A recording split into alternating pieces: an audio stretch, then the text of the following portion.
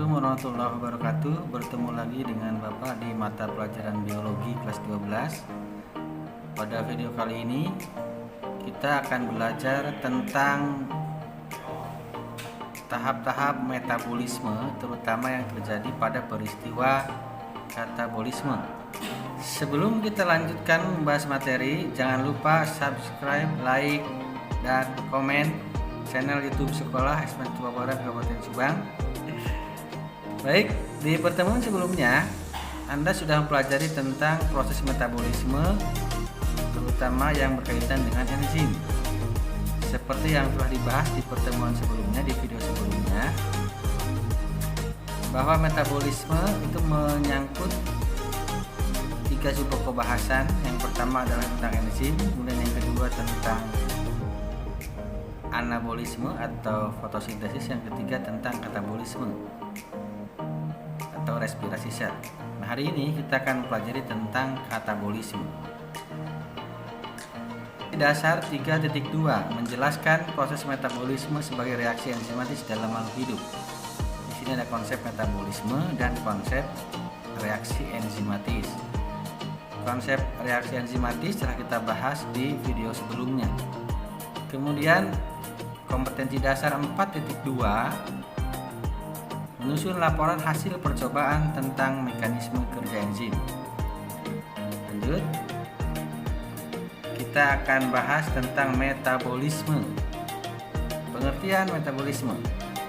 Metabolisme berasal dari kata metabol, bahasa Yunani yang artinya berubah.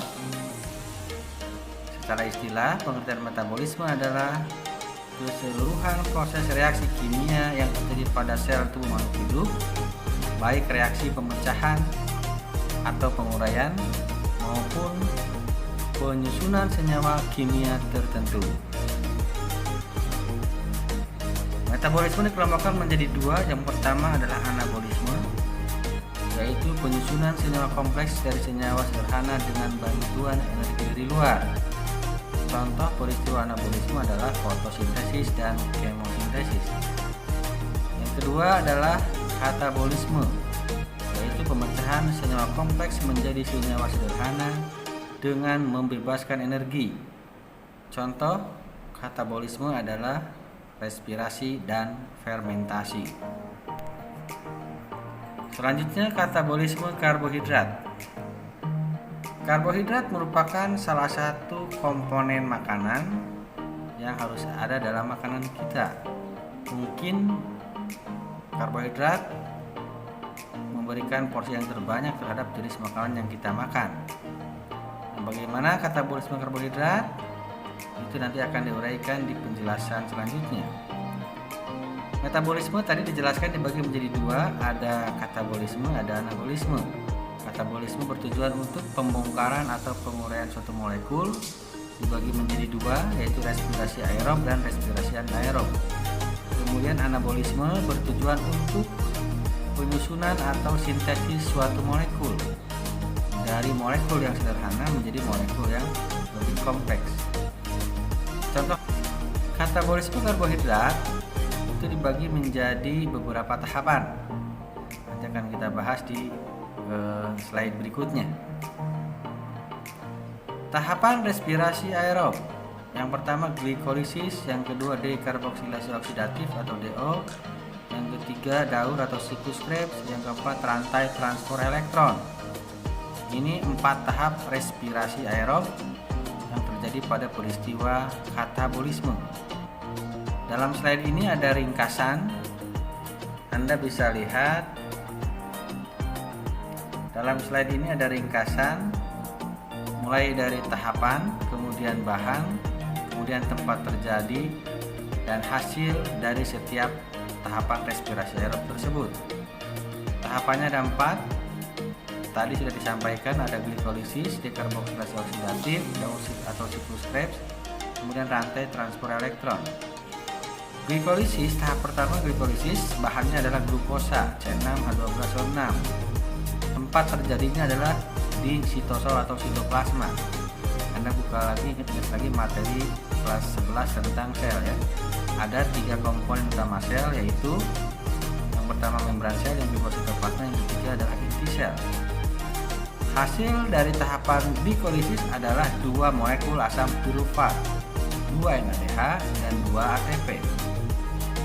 Kemudian yang kedua, dekarboksilasi oksidatif atau DO, terjadi di matriks mitokondria, bahannya asam pirufat, hasilnya asetil koenzim A. Yang ketiga, daur atau siklus Krebs, tempat terjadinya di matriks mitokondria, bahannya asetil koenzim A, hasilnya CO2 atau karbon dioksida, NADH, FADH2 dan 2 ATP. Yang keempat, rantai transport elektron, terjadi di kristal mitokondria, bahannya NADH, FADH2, hasilnya H2O dan ATP. Jika kita membuat ringkasan reaksi keseluruhan pada tahapan respirasi aerob, maka reaksinya menjadi C6H12O6 plus O2 plus O2 menjadi, itu menjadi ya, bukan tanda tanya, menjadi CO2 plus H2O plus energi atau ATP. Kemudian untuk mengingatkan kembali, ini adalah gambar organel sel yang berperan dalam proses katabolisme atau respirasi sel. Yang pertama tadi dijelaskan ada sitosol atau sitoplasma. Ini gambar sitosol atau sitoplasma, cairan yang terdapat di dalam sel. Kemudian ini ada mitokondria. Mitokondria punya 2 membran luar dan membran dalam. Kemudian ada bagian yang disebut dengan matriks yang berwarna biru. Lalu ada bagian yang disebut dengan krista, berupa lekukan-lekukan. Lalu ada intermembran, dia membatasi antara krista mitokondria dengan membran dalam. Kemudian ada DNA, lalu ada ribosom sebagai organel yang berfungsi untuk sintesis protein. Itu ya, hanya mengingatkan kembali saja. Selanjutnya kita akan masuk ke glikolisis sebagai tahap pertama dari peristiwa katabolisme atau respirasi sel. Glikolisis adalah serangkaian reaksi biokimia di mana glukosa dioksidasi menjadi molekul asam pirufat. Glikolisis adalah salah satu proses metabolisme yang paling universal. Kemudian proses glikolisis menghasilkan lebih sedikit energi per molekul glukosa dibandingkan dengan oksidasi aerobik yang sempurna. Aerobik yang sempurna itu adalah pernapasan yang membutuhkan oksigen. Kalau yang tak sempurna itu tidak melibatkan oksigen dalam prosesnya. Kemudian glikolisis terjadi di sitosol atau sitoplasma dan merupakan langkah awal dari proses produksi energi utama di dalam tubuh manusia, di mana asam pirufat menjadi salah satu senyawa prekursor terpenting. Senyawa prekursor adalah senyawa antara yang dihasilkan dalam tahap-tahap proses glikolisis. Di sini dijelaskan bahwa asam pirufat menjadi salah satu senyawa prekursor terpenting karena berperan dalam proses atau tahapan selanjutnya. Kemudian sifat-sifat peristiwa glikolisis. Oksidasi glikogen atau glukosa menjadi pirufat laktat.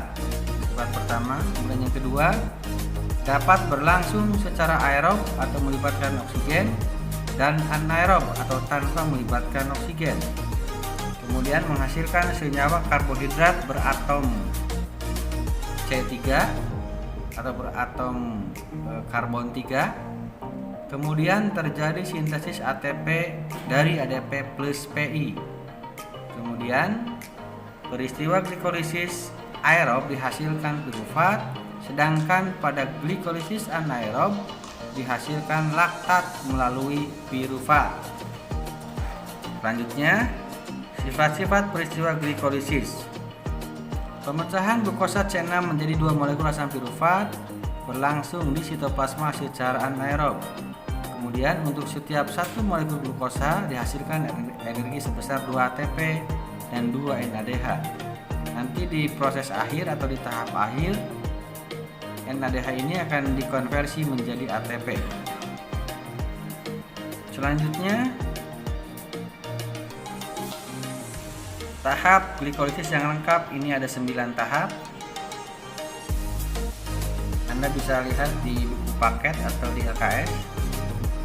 Kemudian tahap kedua adalah dekarboksilasi asam pirufat atau biasa disebut dengan istilah dekarboksilasi oksidatif.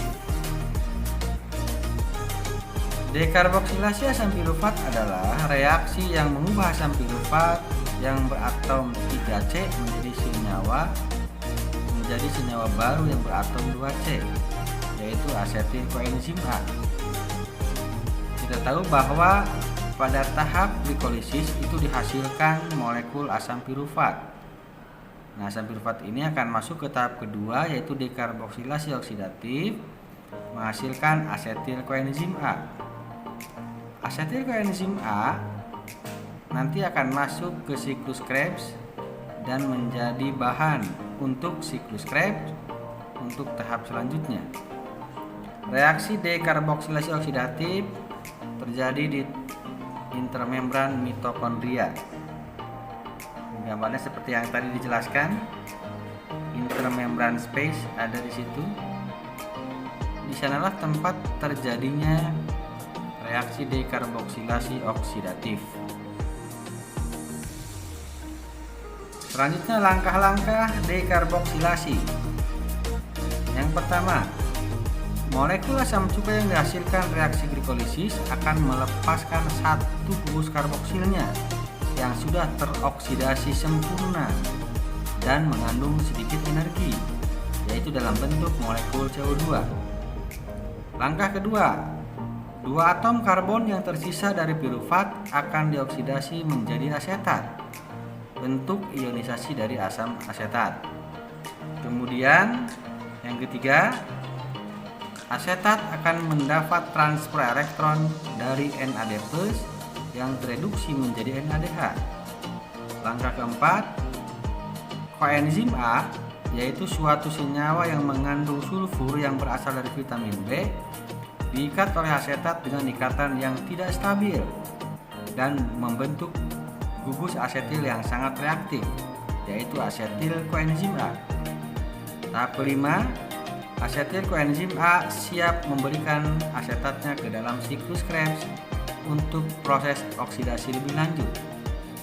Jadi, asetil koenzim A merupakan produk yang dihasilkan pada tahap reaksi dekarboksilasi oksidatif yang nanti akan masuk ke tahap selanjutnya, yaitu siklus Krebs. Ini adalah skema glikolisis secara umum.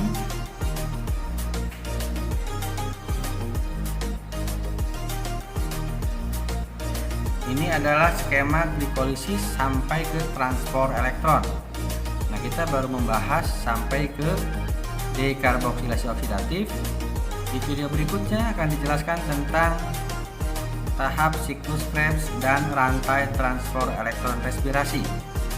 Kita buat kesimpulan dulu untuk video kali ini bahwa glikolisis bahannya adalah senyawa dengan 6 atom C atau glukosa, menghasilkan asam pirufat senyawa dengan 3 atom C, kemudian menghasilkan ATP dan NADH. Tahap kedua adalah dekarboksilasi oksidatif, bahannya adalah asam pirufat senyawa dengan 3 atom C, hasilnya adalah asetil koenzim A dan NADH. Kemudian asetil koenzim A akan menjadi bahan untuk reaksi berikutnya, yaitu siklus Krebs. Demikian video kali ini tentang tahap-tahap katabolisme atau respirasi sel. Terima kasih atas perhatiannya. Kita bertemu lagi di video YouTube Sekolah SMA Pabuaran. Jangan lupa subscribe, like, dan komen channel YouTube SMN 1 Pabuaran Kabupaten Subang. Terima kasih. Assalamualaikum warahmatullahi wabarakatuh.